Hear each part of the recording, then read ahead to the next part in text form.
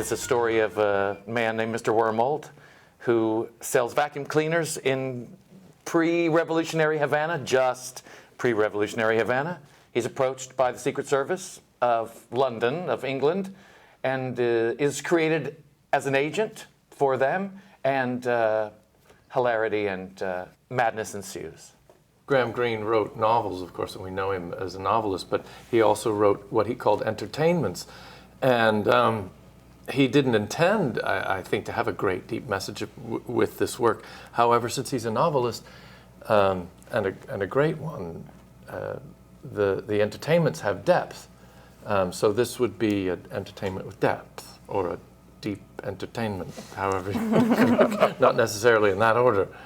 And he was a spy. He was a spy. Graham Greene himself, so he knew what he was writing about, right, Katie? Most people don't realize that Graham Greene, the novelist, was actually a spy during World War II. And so I think that this story is also spoofing what he observed as a spy. And he actually observed spies who were working abroad and sort of sending back phony information, which is kind of the plot of our story. He actually saw that happening and thought, wow, this would make a great novel. And down the road, he wrote this and just happened to set it in Havana, a place he had visited a few times, and just felt like it was a beautiful, sort of decadent backdrop for this little tasty intrigue. So there's a vintage feeling and a nostalgic feeling and a silly feeling, too. All mixed together. And one of the unique things about what Clive Francis has done is adapt this novel of many, many characters, this movie of many, many characters, into a play where he asks 4 actors to play all of these people. Jason, what's that like? It's fun. I play about 16 different characters in the show, and actually, all of us, except for Bruce, plays multiple characters. Vin and Katie and I all play many, many characters in the show. But Bruce is only Mr. Wormold. And in a lot of ways, this play reminds me of The 39 Steps, which is a very, very popular play that follows the same kind of format in terms of casting, having 4 actors play dozens upon dozens of roles, with one of the actors playing a central figure who all the action kind of happens to. And in this case, it's Bruce playing Mr. Wormold. It's very much an everyman character, a kind of fish out of water who has to navigate all the insanity, and the insanity is acted out by the rest of the company, you know.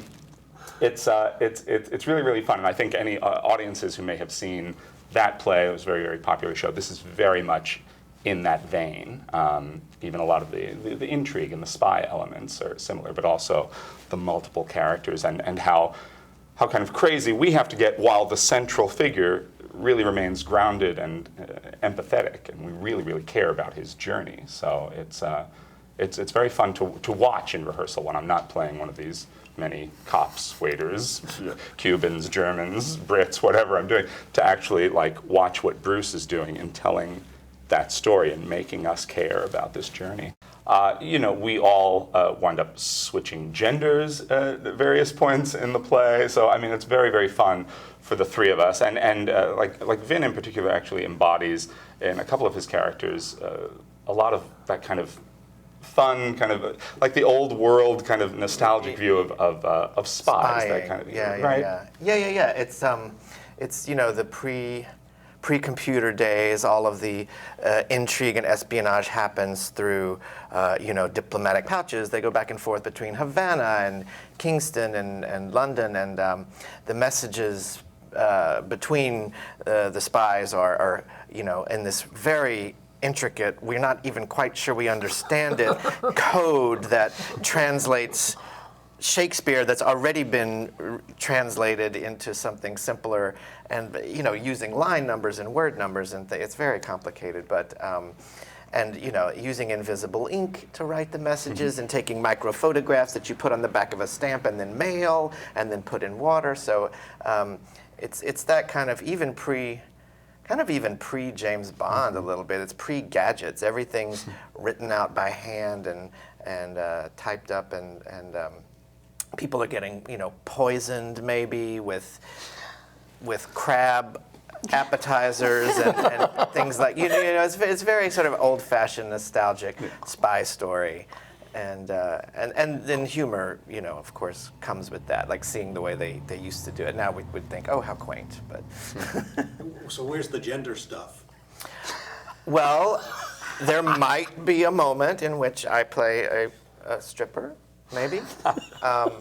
A lady stripper, who is one of Wormold's, fictional agents, who actually then happens to maybe be a real person, and the comic aspects of just me in a. Well, we'll see what I'm wearing, but are compounded by the fact that this fictional person has come to life, and in fact, there's no doubt that it's not a woman. I hope. Well, I think one of the great things about this switching of genders is that one thing that Clive Francis is doing in this, as Bruce calls it, entertainment with some depth, that he also makes sure that we're continuing to enjoy ourselves, because these men playing women, as you can imagine just looking at them, is funny. And at the same time, I think he keeps undercutting that to say, yes, it's all fun, but there's something serious and something deeper about this than just fun. It's a great evening in the theater. Everybody will like it.